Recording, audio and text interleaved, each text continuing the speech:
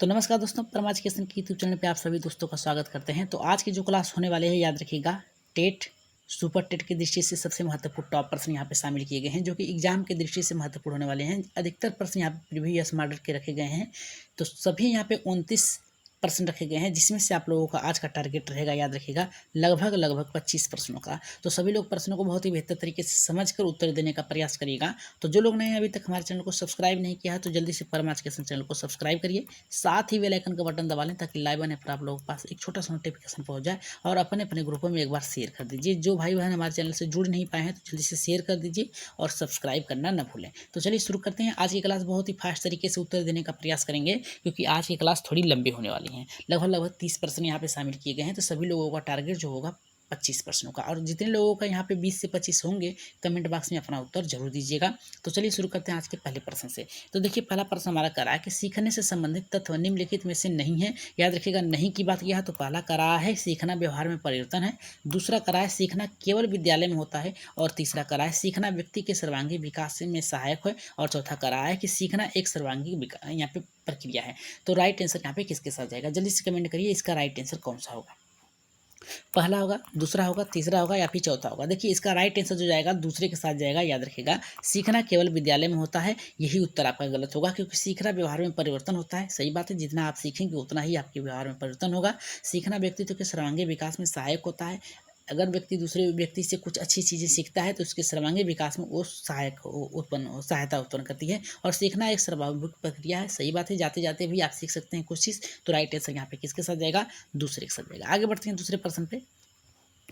देखिए, दूसरा प्रश्न करा है प्रश्नोत्तर विधि के जनक किसे माना जाता है। तो पहला हमारा करा है कि मारिया मोंटेसरी, दूसरा करा है कि कार्लवेल कुक को माना जाता है, और तीसरा करा है फ्रावेल को माना जाता है, और चौथा करा है सुकरात को माना जाता है। तो राइट आंसर यहाँ पे दूसरे का क्या होगा।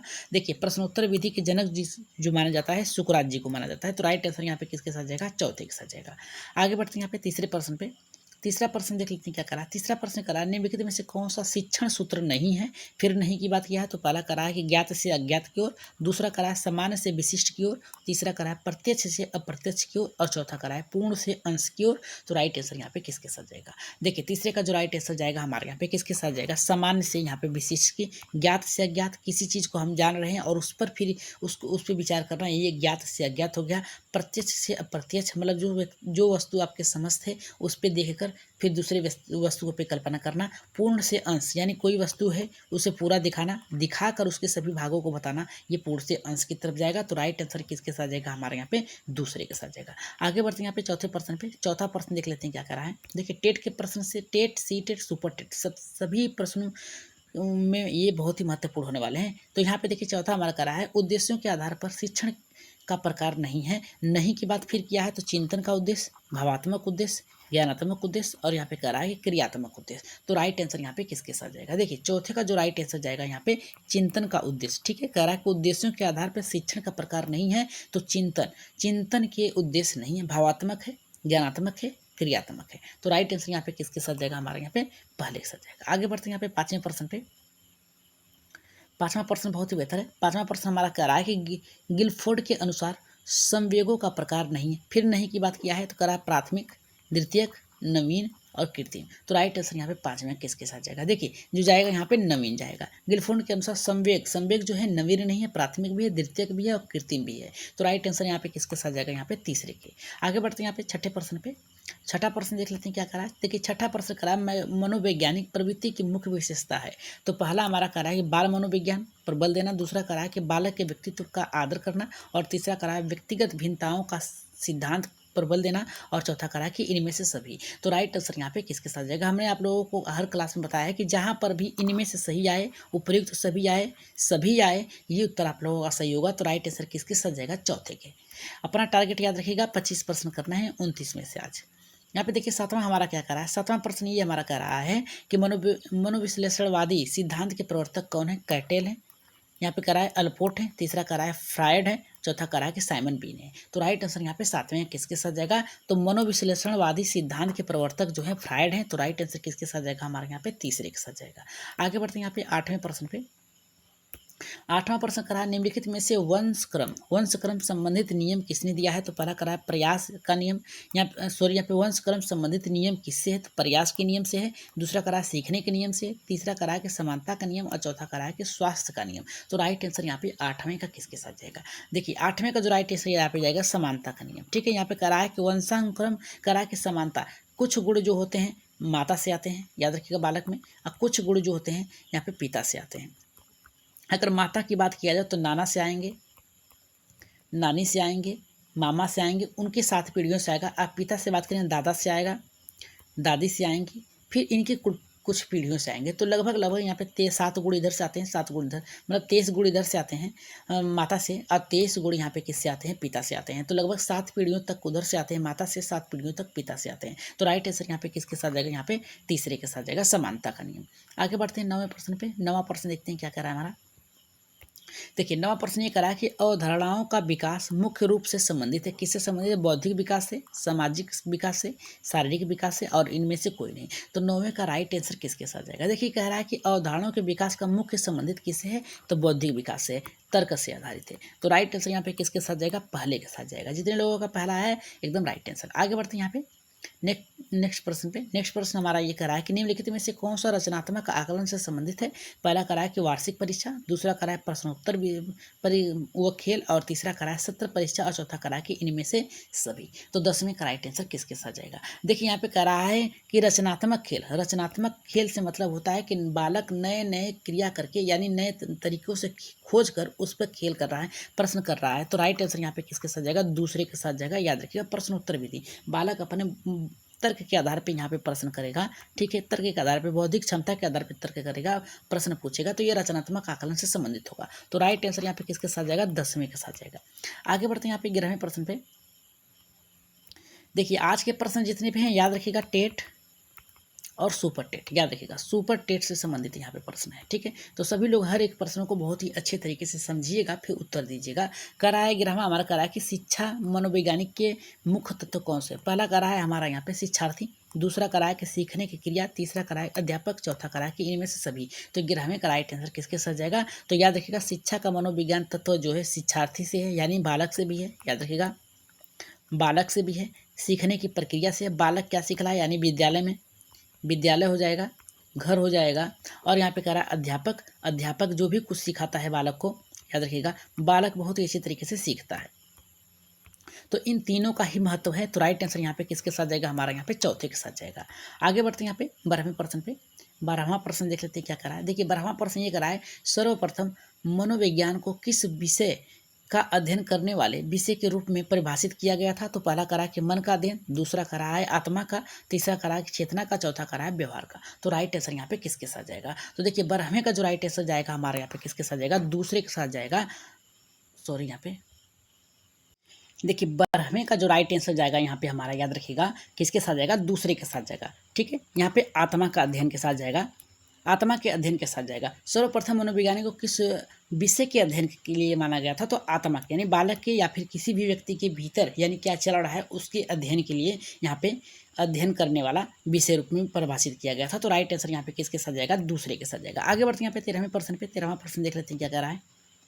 देखिए 13वां प्रश्न हमारा ये करा है वृद्धि व विकास का मुख्य सिद्धांत है। तो पहला करा है हमारा यहाँ पे तत्परता, दूसरा करा है एकता का नियम, तीसरा करा है कि व्यक्तित्व अंतर का सिद्धांत, और चौथा करा है कि इनमें से सभी। तो राइट आंसर यहाँ पे 13वें का किसके साथ जाएगा? देखिए 13वें का जो राइट आंसर जाएगा यहाँ पे हमारा तीसरे के साथ जाएगा, व्यक्तित्व अंतर का सिद्धांत। वृद्धि और विकास, देखिए हर एक बालक जो होता है उसका वृद्धि जो होता है कम बेसी होता है, और विकास जो होता है एक क्रम में होता है। तो राइट आंसर यहाँ पे किसके साथ जाएगा? हमारा यहाँ पे तीसरे के साथ जाएगा। आगे बढ़ते हैं यहाँ पे 14वें प्रश्न पे। 14वां प्रश्न देखिए क्या कर रहा है कि पियाजे के अनुसार मूर्त संक्रियात्मक अवस्था का समय काल किससे होता है? पहला करा है हमारा 2 से 7 वर्ष, दूसरा करा है कि 7 से 11, और तीसरा करा है 11 से 15, और यहाँ पे चौथा करा है कि 15 से 18। तो राइट आंसर यहाँ पे 14वें का किसके साथ जाएगा? देखिए मूर्त संक्रियात्मक अवस्था की बात किया है, तो राइट आंसर किसके साथ जाएगा? यहाँ पे 7 से 11 वर्ष की आयु में जाएगा। आगे बढ़ते हैं यहाँ पे 15वें प्रश्न पे। 15वां प्रश्न देख लेते हैं क्या कह रहा है। देखिए 15वां प्रश्न हमारा ये करा है कि बाल्यावस्था में सामाजिक विकास के रूप में मुख्य है। पहला हमारा देखिए कह रहा है कि सामाजिक चेतना व शिष्ट विकास का, दूसरा कह रहा है कि बालक व बालिकाओं के एक साथ मिलकर रहने की प्रकृति, और दूसरा कह रहा है कि अपनी अवस्था व गिरोह की अलग रहना, और यहाँ पे चौथा कह रहा है कि बाल्यकाल की अंतिम अवस्था में माता पिता से यहाँ पे स्वतंत्र सामंजस्य की स्थापना होती है। तो राइट आंसर यहाँ पे किसके साथ जाएगी? 15वें का। देखिए 15वें का जो राइट आंसर यहाँ पे किसके साथ जाएगा? दूसरे के साथ जाएगा। बालक व बालिकाओं में एक साथ मिलकर रहने की प्रवृत्ति, ठीक है, बाल्यावस्था में होती है यहाँ पे। तो राइट आंसर यहाँ पे किसके साथ जाएगा? दूसरे के साथ जाएगा। आगे बढ़ते हैं यहाँ पे नेक्स्ट प्रश्न पे। नेक्स्ट प्रश्न हमारा ये कह रहा है कि निम्न में से जन्मजात अभिप्रेरक नहीं है। नहीं की बात क्या है? याद रखिएगा। तो प्यास है, निद्रा है, भूख है, सुरक्षा। तो जन्मजात नहीं है, तो याद रखिएगा हमारा जो जाएगा राइट आंसर यहाँ पे 16वें का चौथे के साथ जाएगा, ठीक है। बालक जब जन्म लेता है तो उसको प्यास भी लगती है, निद्रा भी लगती है, भूख भी लगता है। लेकिन जो बालक जन्मजात यानी जन्मजात अभिप्रेरक नहीं है, तो वो जो हमारा जाएगा यहाँ पे सुरक्षा, ठीक है। आगे बढ़ते हैं यहाँ पे नेक्स्ट प्रश्न पे, 17वें प्रश्न पे, जो कि बहुत ही अच्छा प्रश्न है। कह रहा है कि अधिगम का शास्त्रीय अनुबंधन सिद्धांत से संबंधित है। किससे संबंधित है? थार्नाइट से, दूसरा स्किनर से, तीसरा कह रहा है कोहलर से, चौथा कह रहा है हमारे यहाँ पे पावलॉव से। तो राइट आंसर यहाँ पे 17वें का किसके साथ जाएगा? देखिए 17वें का जो राइट आंसर जाएगा यहाँ पे पावलॉव के साथ जाएगा। याद रखिएगा आज का टारगेट आप लोगों का 25 से, याद रखिएगा 29 प्रश्नों में से। आगे बढ़ते हैं यहाँ पे 18वें प्रश्न पे। 18वां प्रश्न देख लेते हैं क्या करा। देखिए 18वां करा सीखने का प्रयास एवं त्रुटि विधि संबंधित है किससे? कट लेविन से, दूसरा करा है वाटसन से, और तीसरा करा है स्किनर, चौथा करा है कि थॉर्नडाइक से। तो राइट आंसर यहाँ पे 18वें का किसके साथ जाएगा? देखिए ये जो यहाँ पे हम जाएगा हमारा राइट आंसर चौथे के साथ जाएगा, प्रयास एवं त्रुटि, ठीक है। बार बार बालक किसी कार्य को करता है और सफल हो जाता है, और उसको करने के बाद एक ऐसा समय आता है जिसमें बालक सीख लेता है, ठीक है। मान लीजिए कोई बालक है, ठीक है, वो क्या कर रहा है, किसी वस्तु का वहाँ पे चित्र बना रहा है, ठीक है। वो एक बार बनाएगा, गलत हो जाएगा, फिर गलत हो जाएगा, लेकिन एक समय ऐसा आएगा वह चित्र बना लेगा, ठीक है। तो उसी को कहते हैं प्रयास एवं त्रुटि। तो राइट आंसर यहाँ पे किसके साथ जाएगा? चौथे के साथ जाएगा, थॉर्नडाइक के साथ जाएगा। आगे बढ़ते हैं यहाँ पे 19वें प्रश्न पे। 19वां प्रश्न हमारा करा है कि अंतर्दृष्टि सिद्धांत के प्रवर्तक किसे माना जाता है? तो कोहलर को माना जाता है, थॉर्नडाइक को माना जाता है, स्किनर को माना जाता है, पावलॉव को माना जाता है। तो राइट आंसर यहाँ पे किसके साथ जाएगा? देखिए 19वें का जो राइट आंसर यहाँ पे जाएगा हमारा पहले के साथ जाएगा, कोहलर के। अंतर्दृष्टि सिद्धांत का जो यहाँ प्रवर्तक है माना जाता है किसको? कोहलर को जाता है। आगे बढ़ते हैं यहाँ पे 20वें प्रश्न पे। 20वां प्रश्न देखते हैं क्या कह रहा है। देखिए प्रेरणा का स्रोत निम्नलिखित में से कौन सा नहीं है? नहीं की बात क्या है? तो पहला करा आदत, दूसरा करा चालक, तीसरा करा प्रेरक, चौथा करा उद्दीपन। तो राइट आंसर यहाँ पे 20वें का किसके साथ जाएगा? तो जो होगा हमारा राइट आंसर यहाँ पे पहले के साथ जाएगा, आदत के साथ जाएगा। आगे बढ़ते हैं यहाँ पे 21वें प्रश्न पे। 21वां प्रश्न देख लेते हैं क्या कह रहा है। देखिए 21वां प्रश्न ये कह रहा है थॉर्नडाइक ने बुद्धि का कौन सा सिद्धांत प्रतिपादित किया? पहला कह रहा है एक कारक सिद्धांत, दूसरा कह रहा है द्विकारक सिद्धांत, तीसरा कह रहा है बहुकारक, और चौथा कह रहा है कि ग्रुप तत्व सिद्धांत। तो राइट आंसर यहाँ पे किसके साथ जाएगा? तो राइट आंसर किसमें का जो जाएगा हमारे यहाँ पे बहुकारक सिद्धांत किसने दिया है? थॉर्नडाइक ने दिया है, ठीक। तो राइट आंसर यहाँ पे किसके साथ जाएगा? तीसरे के साथ जाएगा। आगे बढ़ते हैं यहाँ पे 22वें प्रश्न पे। 22वां प्रश्न बहुत ही बेहतर है। करा बुद्धि लब्धि ज्ञात करने का किसकी जरूरत पड़ती है? तो पहला करा मानसिक आयु, दूसरा संवेगात्मक आयु, तीसरा करा है कि वास्तविक, चौथा करा है कि ए और सी दोनों। तो राइट आंसर यहाँ पे किसके साथ जाएगा? 22वें का। देखिए 22वें का जो राइट आंसर जाएगा पहले के साथ जाएगा, मानसिक आयु के, ठीक है। यानी बालक की मानसिक सोच कितना विकसित हुआ है उससे संबंधित होगा। तो राइट आंसर यहाँ पे हमारा जाएगा पहले के साथ जाएगा। आगे बढ़ते हैं यहाँ पे 23वें प्रश्न पे। 23वां प्रश्न देख लेते हैं क्या करा है। 23वां प्रश्न हमारा ये करा है कि नवीन विचार का सृजन, उत्पादन व मौलिक चिंतन आवश्यक गुण है।